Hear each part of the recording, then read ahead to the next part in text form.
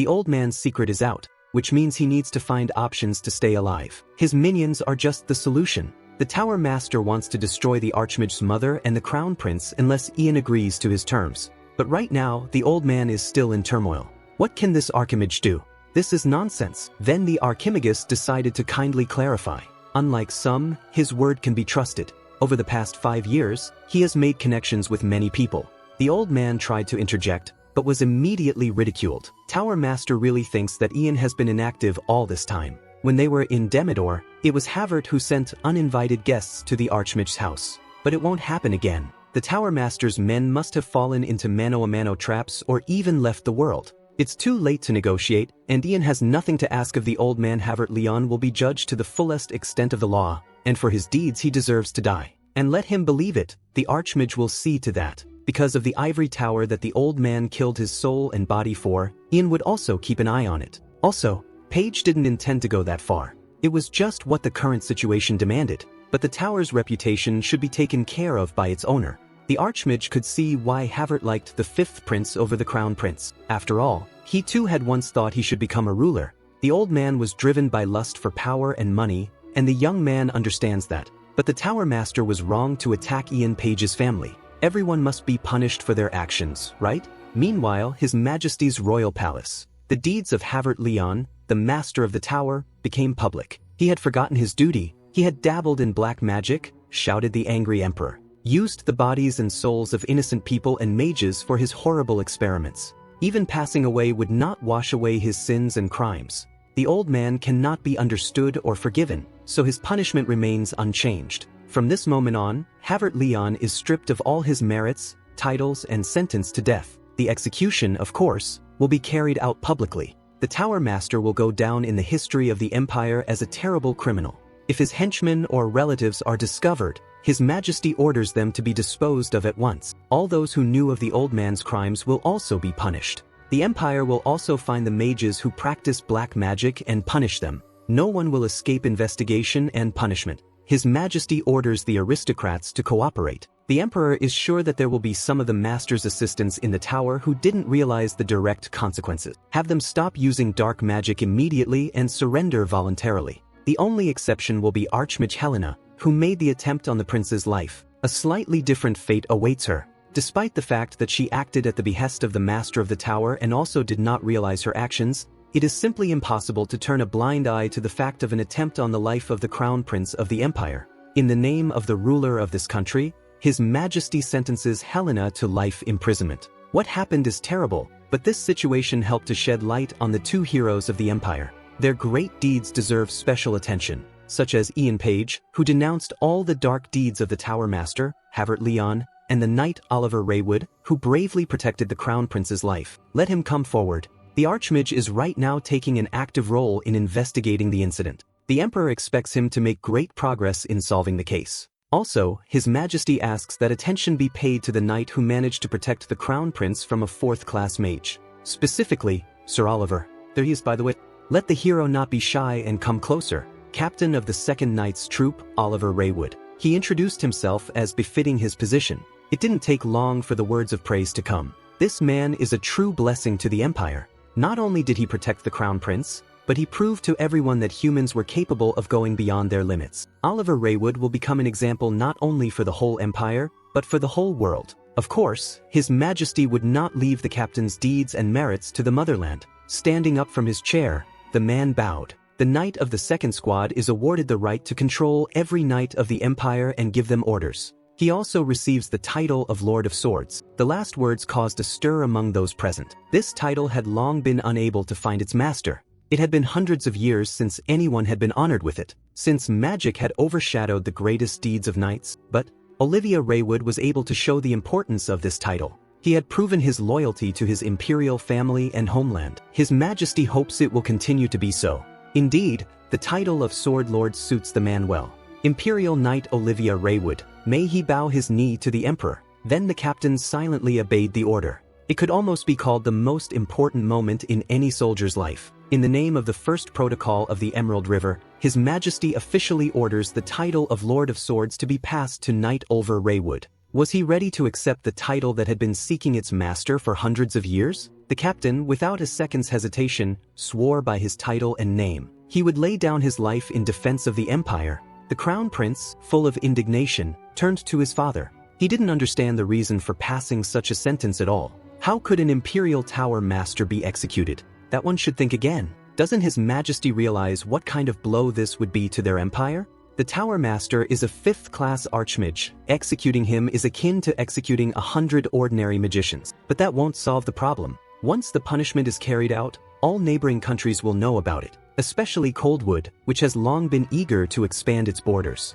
They'll quickly finish off the Great Meadows and attack the Empire when the strongest mage is executed and the country is in complete disarray. There was no need to guess. It was the perfect moment to attack. But His Majesty was reassured, because Havert Leon has not been the strongest mage for a long time. The strongest magician in Ivory Tower is Ian Page. And that's because he was the first to get 6th grade. Does the young man agree with that? The Archimage can take the place of the Tower Master, which means there is no problem. On the contrary, the Emperor thinks it's a great chance to raise the Tower's rating and reputation on the continent. Isn't he right? Let the heir not be silent. The prince thought about it and agreed after all. Ian Page can bring the new to the tower. However, the master has strength and experience proven over the years. If the latter were to team up with Ian, the tower's blossoming could happen much faster.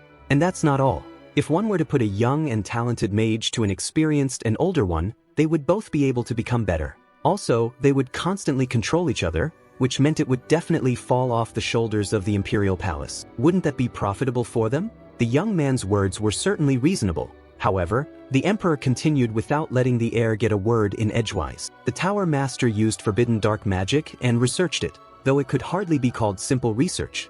The ingredients for his experiments were the mages he had to protect, and also soldiers who had done no harm to anyone. For the sake of his experiments, Havert was ready to sacrifice them without remorse. The prince did not dare to put a word in his father's speech. In the emperor's opinion, this was too serious a crime. The pursuit of the goal froze in the old man's eyes. The Tower Master was willing to kill countless innocent souls for the power he wanted. He was also willing to use Ian Page to try to win him to his side through dark magic. The prince's young heart couldn't hold back the tears slowly streaming down his face. But after all, the Tower Master is an important representative of the Empire. The young man agrees that Havert is wrong. However, dark magic could benefit the Empire and become a strong weapon for defense. Since the old man needs ingredients for it, why not just use criminals? They could at least do it for the good. His Majesty didn't let him finish and shouted at the heir. That's the whole problem with him being Ragnar. The young man bounced back a few steps, genuinely perplexed. This is why the Emperor will never choose him as his heir.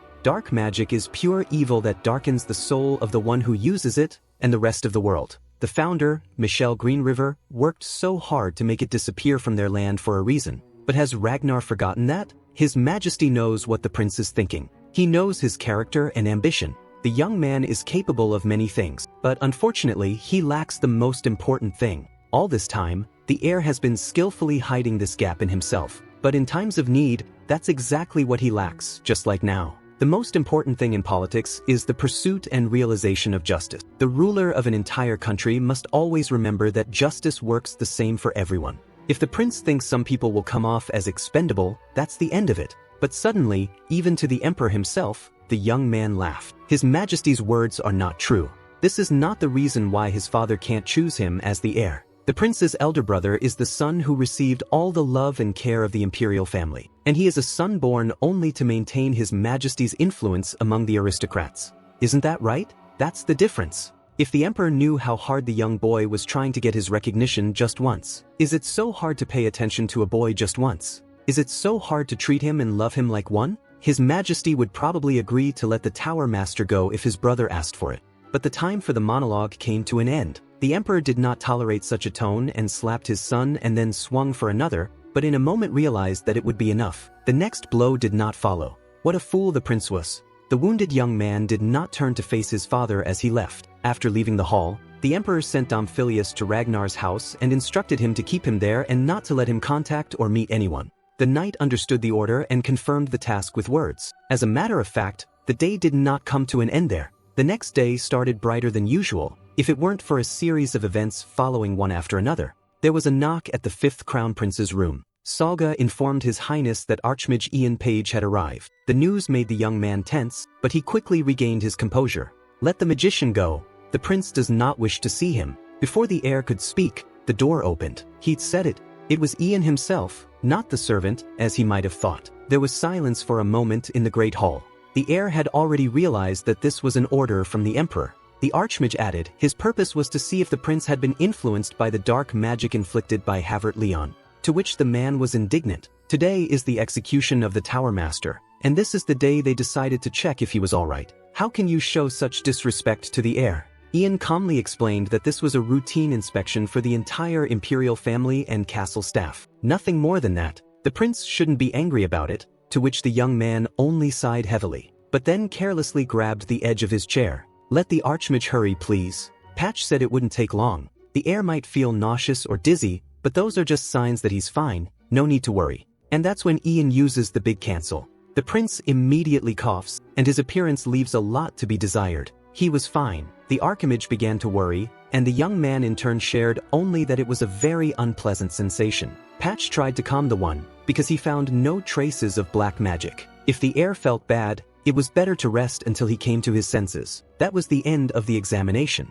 Ian bowed before turning around, about to leave, but the prince decided to ask one question. The thing is, there's something he's curious to know. Page stopped and listened without turning his head. Why is the Archmage serving the fifth heir's brother? He's a smart man, and he should understand. He is not fit to be the emperor of this country. Doesn't the Archmage know that many aristocratic families are also against him? Page laughed for a moment, but then he said confidently he doesn't serve the counter-prince. It was as if Ragnar had not expected to hear such an answer. The young man got up from his chair, wanting to continue, but the Archmage interrupted him, saying goodbye. That was the end of their dialogue, and Ian found himself on the other side of the door. He, the Mage of Ivory Tower, does not serve Hayden Greenriver.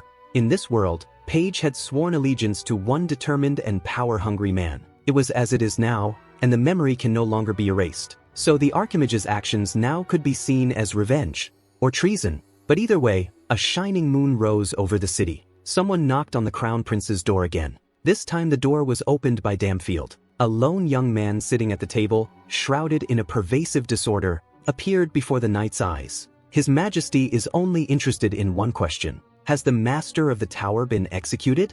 The man dryly replied that yes. It happened this afternoon. In public. The execution took place in the main square of Green Riverium. That's what the prince thought. The knight could be free. But he, in his turn, asked the young man not to kill himself so much, which caused his interlocutor to laugh hysterically. Damfield moved forward in defiance of the order and placed a small paper on the table. He did this on purpose in front of Ragnar's face, to which the latter would obviously react. The knight said he had better familiarize himself with it personally. Actually, the soldier will not disturb the fifth prince anymore, so he leaves him alone with the letter, the text of which turned out to be surprisingly interesting. And the main thing that the young man realized, they still have a chance. Right now all the survivors of Havert Leon's secret laboratory are being treated in a safe place. Ian and other magicians are analyzing the readings of those who are in good health or recovering their memories. And returning many stolen treasures to, well, the public treasury. People who have had close contact with the tower's master are being tested for exposure to black magic, and no trace of which had yet been found. The emperor thanked the Archmage, calling him a great man. His Majesty had no idea that Havert was so crazy. The ruler had a great responsibility on his shoulders for not suspecting it sooner. Ian also admitted that he didn't immediately realize the old man's atrocities. Still, the Tower Master had an excellent reputation and was universally respected. Who could have known that behind that smiling face lurked a true tyrant? The Archmage will report on the results of the black magic checks and further investigation. The Emperor was fine with that, but he had one more topic to discuss, if Page didn't mind. Ian prepared to listen to him carefully. So, what does he think about the Crown Prince? The young man's eyes went wide. He didn't quite understand the question. His Majesty sternly replied that he understood. Then there was silence in the meeting room. The Archmage really can't pledge allegiance to the prince. Such an answer stunned the Emperor. But Ian will do everything so that His Highness can quietly take his rightful place on the throne. In the future, Page is always ready to help the heir. He wants him to become a worthy ruler for his people. His Majesty could hardly understand the logic of the magician's words. But weighing all the decisions among themselves, the Emperor deemed it sufficient. And at the same moment he invited the servants to enter. The courtiers carried a large box in their hands.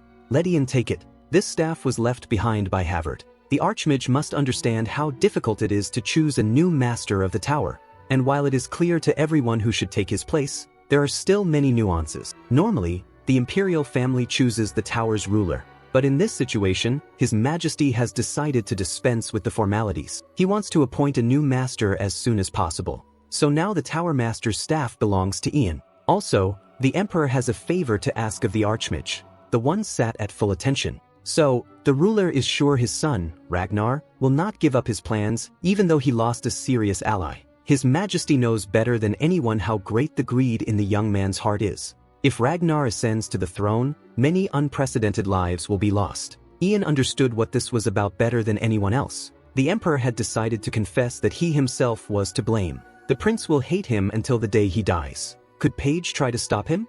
And if he succeeds, to guide him to the right path instead of His Majesty. To which the Archimage touched his new staff and spoke the next word. The will of the ruler shall be done. The Emperor hopes for it too.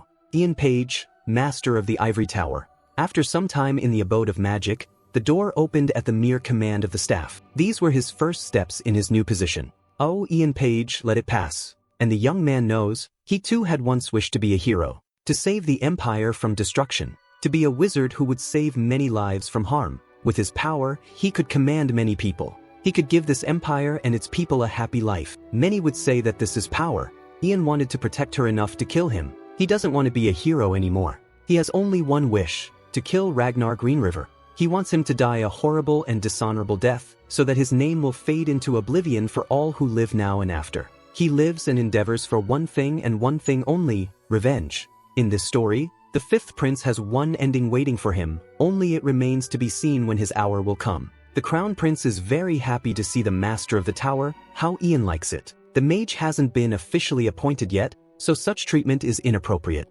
Even between the two of them, who knew the little boy Page first met 6 years ago would hold such a high position. The prince is so pleased to follow Ian's personal growth. As the young boy sees it, the Archimagus is very busy checking for black magic. He checked the air first, so if he has no complaints, Page will remove himself. It made the counterprince upset, and there was nothing wrong with him, just a headache and blurred vision. But Ian was quick to convince him otherwise. Page's suspicions hadn't escaped him either. The chance that the Tower Master had used magic on the Crown Prince was high enough. Helping Ragnar reach the heights is easy if you manipulate his main opponent by making him look shallow. Although, if you think hard and remember the past, the young man himself is not very bright. But the Crown Prince had a question. After all, wouldn't Hailey be the next one to be tested? And he was right. Then he had one piece of information for Ian. The girl has been asking and talking about him a lot lately, wondering how Page was doing, what was keeping him busy, what his favorite food was, and so on. Max seemed to be very embarrassed. Even though the prince is close to him, he still found nothing to answer the lady. So let the new master of the tower do that when they see each other. The girl would be glad of even a little information. After these words, the heir closed the door behind him, and here was and still standing in a daze for some time. How quickly they grow up, thought the mage. The prince is all grown up now, his character has improved, and he himself is moving forward with confidence. Patch is increasing his knowledge and improving his skills, and he's sure he could make a decent one. Someone knocked gently, rather even gently, on the door. The girl stepped inside and said hello as befitted a lady. First they exchanged compliments with Ian, and then the mage invited her to sit down, something she obediently did. Silence, the girl said in a barely whispered voice. The familiar sound of the spell echoed throughout the room. Paige was genuinely surprised at Hailey's abilities. Had Her Highness really reached second class? Oops, the girl stammered heavily. But then her palm showed as many as 3 neat fingers. At least that's what the young lady's teacher said. Ian had no choice but to praise Hailey again. She wanted to tell the mage something so badly that she had to use even Silence's spell. The girl had one question. What would she do in this situation? Paige asks to tell more details, but for Hailey it turns out to be not so easy. Then the Archimage decides to start first. Why is the girl hiding the fact that she is a mage? The lady's hand shook and it became hard for her to pronounce the words. Tears rolled from the girl's eyes. All because it's her father's orders. At the age of 12, Kevin had her tested for mana, thus learning that the princess was a mage. He reported to her father before informing the Tower Master.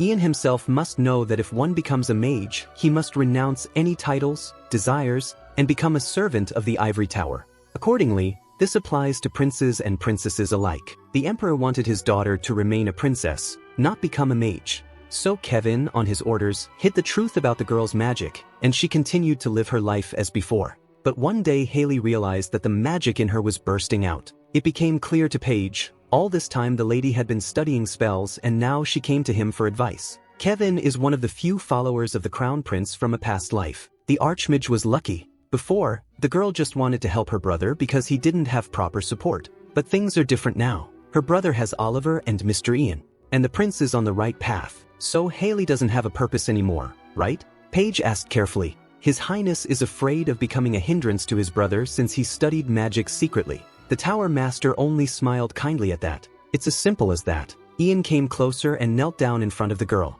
Let her live her life, that would be enough. But the problem is, she doesn't know how. Neither does anyone else, Ian added enthusiastically. But if you live only for the sake of others, you'll live someone else's life instead of your own. Over time, the princess will just lose herself, and then she'll be stuck in emptiness and anxiety. So Haley must make choices for herself and decide what is important to her. Mr. Page is sure Her Highness will find her way of life. As for him, gently asked the girl, if the Archmage had found his way. The thought was deeply lodged in the mind of the new master of the tower, and tried to say something, but in the end only a short, I don't know came out. Perhaps he had crossed the line in his expressions. The princess should forgive him. But Haley, on the contrary, is only glad of it. The Archmage is the first person to say such a thing to her.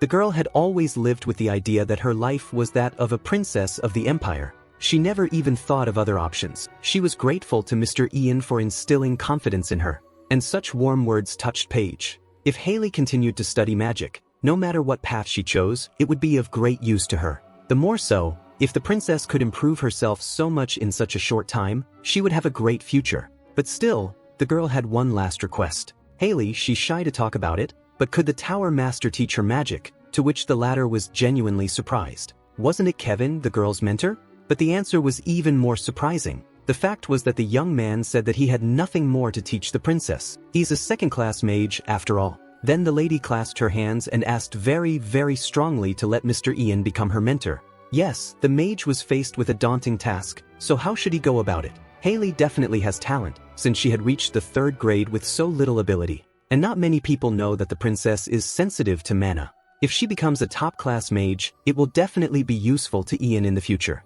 The last Imperial Blood Mage was Michelle Green River, a 5th-class mage. The Tower Master is willing to take on the training of the lady, but on one condition. When the Archmage needs help, Haley must provide it. The princess literally glowed with happiness. Of course, she agreed to go along with it. Patch, of course, found himself embarrassed by such a serious statement from the lady. And how did he deserve it? All because the girl believes him, said the one in a sweet voice. She even put Ian in a bit of a stupor. Even serious high-level mages apparently have a knack for embarrassment. The Tower Master uttered his awkward thanks, but since they had decided, they would discuss the time and details of the lessons later. Right now Paige wanted to run a test on the princess, if that was okay with her of course. As expected, no traces of dark magic. The lady can get up. She might feel dizzy, so it's better to move carefully. Haley agreed with Mr. Ian's words, but didn't have time to finish them, collapsing her entire frail body into the Archmage's arms. Perhaps she needs to call for help or get a maid?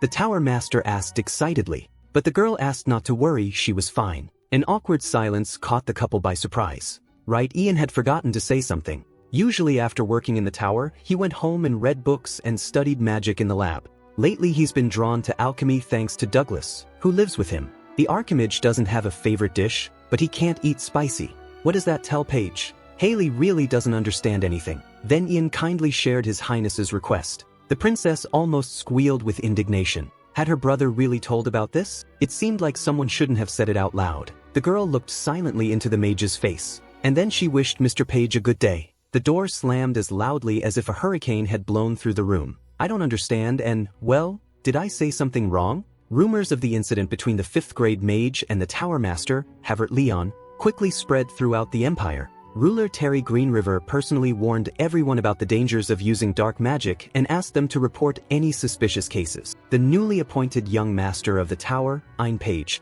conducted an investigation into the incidents. They were related to black magic, all to appease the enraged populace. In the history of the Empire, Havert Leon's name would only be associated with horrible crimes committed against the people. Many of the aristocrats who supported him and the 5th prince turned their backs on them. Afterward, They turned to the side of the new master of the tower. The weather outside the window was beautiful. What could possibly interrupt the tea party? On the tray were invitations for Mr. Ian's receptions. They hadn't finished all the checks yet, and why were people so careless? The Archmage was indignant. Isn't the man going to read them? The alchemist turned to the tower master. Could Paige at least take a look at what's in there? There's the engagement proposal, for instance. Yes, Earl Gerard proposes that Ian marry his eldest daughter in 5 years' time. She's already 12 years old. How old? 12? Are you out of your mind? But Douglas kindly reassured the wizard. After all, such offers were not surprising for a young man of age. And there will probably be more and more of them. So Mr. Page is the youngest master of the tower.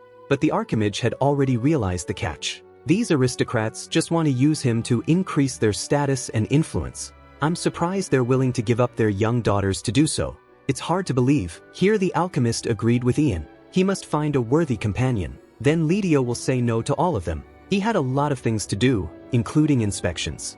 As he listened to this, Page thought hard. He had never been able to thank the man properly. The alchemist finished his speech and smiled pleasantly. "Thank you so much for protecting Mother," Ian said. "Bow your head." Apparently, Lidio hadn't expected such sincerity, otherwise how could one explain his surprised look? Though, let's be honest, it's nice for anyone to hear compliments. The tower master shouldn't have been so nice, the alchemist remarked kindly. And come to think of it, it was the manotraps that saved them. And the man himself had promised to protect Ian's mother at the cost of his life. That's exactly why Paige wants to help him. Who was the mage who led Lady Omana into the body and poisoned it? Name, appearance, anything? The master of the tower promises to find the culprit and punish him for what he has done. The man understood the statement, but unfortunately he doesn't remember anything. It was a statement that literally stunned Ian. In fact, it all happened late at night. In his youth, Lidio had studied alchemy in the capital, which meant there were plenty of mages who could hate him. He really felt disgusted by the Pocusadal and wanted to kill, well, when he thought he'd have to leave Douglas all alone. Many times due to mana poisoning, the man was on the verge of death. But now, having met Mr. Page, his life is no longer in danger.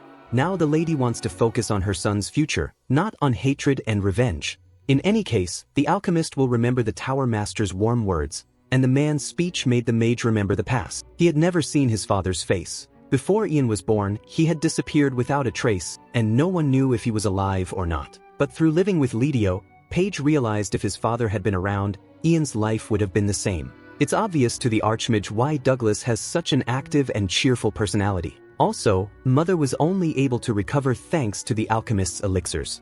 And he's sure he'll be away from home a lot longer in the future. All hope rests with Lidio, and the man is glad of it. The tower master is sure he'll be here soon. Who are you talking about? But the question was interrupted by a loud shout. "Captain, the elixir of mana poisoning from the flowers of Landiora is finally ready. What's his father doing here?" The alchemist stood up and said he was going to surprise the young man, but apparently it didn't work out. Mana poisoning treatment? What the hell is going on here? Lidio was paternally indignant in response. It turned out that the Archmage had found this recipe in the Tower Master's library. To create an antidote from Landiora's flowers, you need to use high-level time-stopping magic. Good thing it works on plants too. The alchemist silently walked over to his son and looked him in the eyes, not hiding his emotions. Thank you, Mr. Ian," the man tearfully said, and then hugged his most precious creation. Douglas would become an alchemist who would create elixirs against complex diseases, also that no one else would suffer. For this, the boy thanks his captain, Paige. He seems to be the only one left. The world where humans and Draconians exist will soon close its doors. The Draconians have brought chaos and destruction to the universe. The toll of this act is too great. Winged will have to pay for the sins of his race for the rest of his life. From now on, he is forbidden to leave this place. The pact is sealed once and for all. Twilight was closing in on the palace. Ragnar hadn't expected to see one. Indeed, it was like 2 drops of water. The letter said the prince would be expected, but he didn't think he'd see this. So how does he get out of here? The magicians represented by Ian Page are watching this place from the outside. Could they pass somewhere unnoticed? Ragnar's copy asked not to worry about that. The clan leader is much stronger than the Tower Master. It seems that the young man hadn't heard of this figure yet. He'd better see for himself, the replicant said, and then opened the book prepared for this purpose. Immediately, a portal materialized in the center of the room. Apparently, the prince had not expected such a thing, because he was greatly surprised. The passage led outside the capital. Ragnar should not linger. It was spoken by Sir Damfiel, extending his hand from the other side. Either the crown prince will make up his mind now, or there will never be a second chance again. Without thinking long, the young man held out his hand, and in a moment he found himself in a quiet place in the forest. "Let Ragnar not be greatly surprised," said the knight. Did he really think that Havert Leon had achieved the position of Tower Master on his own? Despite the power he had gained, the old man dreamed only of his own self-interest. It was even good that this weak link was eliminated without their participation. The young man thought about the words he had heard, and in complete silence Damfiel continued. "The world is so great, but it belongs to the chosen few, which is the prince. Ragnar can make a choice that even the ruler has not gotten. The clan leader believes that the heir will make an excellent emperor of this country. A man who will easily get rid of the old ways and confused idiots. A man who will bring new rules to this world. The young man has the blood in him to open new paths. The clan leader has long awaited his arrival." Ragnar was worried sick about what was happening. Could there be anyone stronger than Ian Page Havertalion? The prince knew that there was a sect that did not obey the imperial religion, but he had no idea that the Tower Master and the captain of the Imperial Guard were members of it. The clan wants to change the state religion, and they need a representative of the ruling power. This is a great chance for the young man. One must seize it and become stronger. Ragnar is ready to go to any lengths to get the throne that is already rightfully his. After a short journey they came. This was kindly announced by Sir Damfiel, pointing to the Gothic building in front of them. The prince could pass inside, and the picture inside was far from pleasant. The eerie room was illuminated by chaotically placed lamps with candles. "Draconians used to live here," the captain explained. 300 years ago, the Tower Masters sealed the place and made it disappear. It was only recently that the humans managed to find it again. Ragnar still did not understand why he was here, and waited for the answer that followed Damfiel's brief silence. They had come. The rest of the comments were unnecessary. People in similar red robes greeted His Highness. These faces the prince noticed. He knows some of them are aristocrats of the Green River Empire, those close to the heir. Damfiel had summoned the best of that country to found the new world. But they did not forget the main thing. Ragnar intervened with a stern voice, to tell him why it was necessary and why he was here. The captain assured the prince that everything would be clear soon. Their lord is behind that door. Without a moment's hesitation, the heir to the empire stepped forward. But afterward, he was frantically horrified by what he saw. The winged creature stood in the middle of the hall inside the demonic circle, and its statuesque appearance gave me goosebumps. Everyone who entered immediately bowed to the last dragon descendant. Long live the leader of the clan. Now it was clear to Ragnar who it had been about all this time. Maybe the fifth crown prince knows who he is and why he was called here. The creature with the wings was none other than Avantis, the last Draconian on Earth. The look on the young man's face made it clear. This was something he had not expected to hear. Hadn't those died out over 300 years ago? Draconians possess strong dark magic. In appearance, Avantis does resemble them from history. That's why they call him the last descendant of the dragon. The prince is so confused. It's funny. They really died out 300 years ago because of humans. Except for him, no one survived. Ragnar's ancestor, Mitcho Greenriver, used his magic and sealed Evan thus in that place for years. He's waited so long for this meeting. The blood of that bastard, the Tower Master. The blood of Mitchell Greenriver's descendant, the blood that flows in the prince. The Draconian needs to destroy the magic. But then why doesn't he just kill him? Ragnar asked, genuinely not understanding why he wanted to make a deal with him. How narrow-minded the young man is. If he makes the heir ruler, he'll reap far more benefits. The last dragon descendant wants to destroy the old ways and establish a new world. This deal is great for both of them, for the peace of the humans and the Draconians. So Vantis just wants to use the prince, and if he refuses, kill him? And he must have options to replace Ragnar. Then the last dragon descendant smiled. He's not going to kill the heir. If he refuses, the Draconian will erase his memory and he will remember nothing. But Avantis had chosen Ragnar precisely because he would certainly not refuse the opportunity he offered. Then the crown prince rose from his knees. Let the one promise him that he would make him emperor and not betray him. The Draconian confirmed his words, gritting his teeth in pleasure. Then Ragnar does so, the blade already lying at the ready. Slashing his palm, the crown prince agrees to the deal. The blood from his hands spurted downward,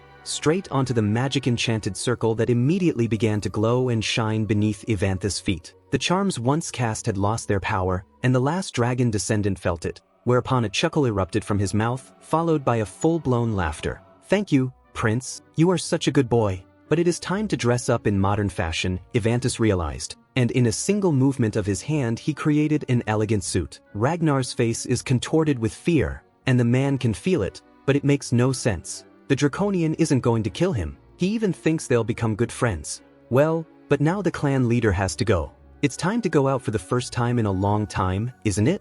The girl is so excited. Why doesn't he come here? Could it be that he had forgotten about the arrangement altogether? The maid decided to cheer up the princess, suggesting that the master was busy researching dark magic. That was all. That calmed Hailey down a bit, but for how long? A maid suddenly bursting through the door interrupted the girl's thoughts of sadness. Why are they screaming? What was the matter? The thing is, he's here. It's time. Finally, right here. He came in a suit instead of a cloak. The maids shouted with one voice. Mr. Ian Page has arrived. The princess suddenly froze without uttering a word. It was only after a few seconds that the lady spoke. It was something unequivocal and excited. Girls, help me. Hailey's palace looked stunning, as befitted an heiress to the throne. Dressed in a beautiful gown, she waited to meet her guest at the door. The princess didn't realize it was so difficult. Her hair was fine, nothing sticking out. The maid stood by their lady. She looks the most adorable today. She really does. After hearing what she wanted to hear, Hailey made up her mind and took a step towards the new experience. The Tower Master also looked gorgeous, and the first thing Ian did was to greet the princess appropriately. The Archmage's words alone made the girl stagger. Why did she feel shy now? And Hailey had already thought that Mr. Page had forgotten about her, but in fact it turned out to be different. Anyway, the princess was grateful to Ian for coming. Also, that suit really suits him. The Tower Master was flattered by the compliment, but first he suggests moving to a more appropriate place to study. There were too many eyes in the castle, and there might be gossip about their meeting. Hailey lowered her head sadly, but agreed with the wizard's reasoning. Ian would help the princess move with him, only for that she must take his hand for one moment. But the lady, without hesitation, agreed. But afterwards she interrogated that she was holding hands with Mr. Page? Well, yes, it's only for teleportation, the Tower Master answered fearfully. Then Hailey understood. The girl remembered that this is the magic of moving in space. Especially they have no other options, and do they need them? The mage warned that the princess might feel a slight dizziness. He slowly and carefully gave the princess a hand and asked her to hold on tight. The beauty of the mountains around them was astounding, and absolutely not a soul but them. Hailey, too, reacted enthusiastically to the picture she saw. Lady, remembers them? Yes, the mountains around the capital, finished Ian. People don't visit this place often. He chose it because a 6th-class mage's teleportation has a limited range. Also, it's free and quiet, which is great for practicing magic. The princess's face, on the other hand, remained steadily inspired. At first, it even frightened the Tower Master, until Hailey told him that it was the first time she had ever been outside the castle. The girl was beginning to think that she would only be able to go outside in her dreams, but taking Mr. Ian's hand, her dream became a reality in a second. Magic is truly an amazing thing. The Tower Master looked into the girl's face and wondered. He visualized this picture for real. Nothing could be more terrible than being imprisoned in the captivity of his room. But then he replied that Princess Hailey was indeed right. Of course, magic is marvelous by nature. So Mr. Ian saw the lady studying in the temple of the palace? Yes, it so happened that the magician was looking around then and went inside, and when he saw that the princess had come, he decided to hide. But how did he do that? There are guards everywhere, aren't there? The tower owner couldn't give a definite answer, which made the girl laugh. In fact, as a child, Hailey had also liked to go to forbidden places with her brother. Her Highness would try to turn a blind eye to this unauthorized entry into the temple. It's only fair since Mr. Page has turned a blind eye to her study of magic. Then I guess they have something in common then, don't they? By the way, there's a reception in 10 days to celebrate my brother's birth. Hailey wonders if the Tower Master will come to it. The Archmage, of course, received an invitation, but he doesn't think he'll go to it. Lydia was shocked by the word she heard, but then Ian decided to clarify his position. Only the most noble should attend the prince's birthday party. He may be master of the tower now, but he's still a commoner. His appearance there could make a lot of noise. Besides, the Archimage realizes that the ties that the past master of the tower has built up are not easily broken. And until the last prince strengthens his position in the eyes of noble society, until he successfully accepts his claim to the throne, Ian should mind his own business. Well, at least now Hailey was clearer. She too must try harder as a princess so that no one can say a word against her brother. And of course, she will continue to study magic. Thanks a lot to Mr. Ian, her teacher. The girl can call him that when they are alone, right?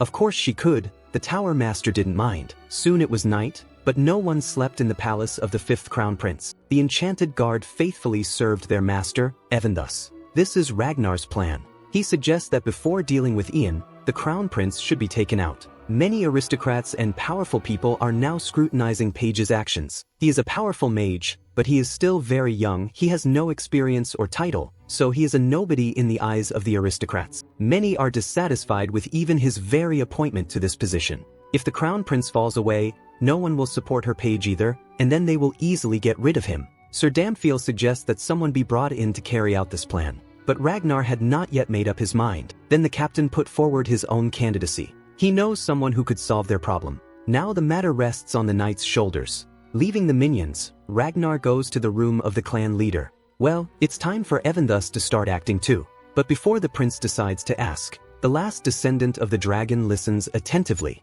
So, the heir is still tormented by one question. The Draconian's power is enough to change everything in their empire without him. Ragnar is sure he has plenty of others who could play the young man's part in this endeavor. So why did Avanthus' choice fall on him? The clan leader is searching for the last creature of its kind, a golden dragon that controls time. It's a very important ally for the Draconians. And the prince thought it was the stuff of fairy tales. But Avanthus convinced him otherwise. Whatever people may think, dragons still exist. They are only visible because they dwell in places beyond human reach. But when a new truth and chaos begins to come to their world, the dragon will definitely show itself. Chaos, Ragnar repeated, waiting for clarification. And he did not have to wait long. With anger in his heart, the last dragon descendant said, "War," and then it became clear to the prince. A draconian battle that had happened 300 years ago.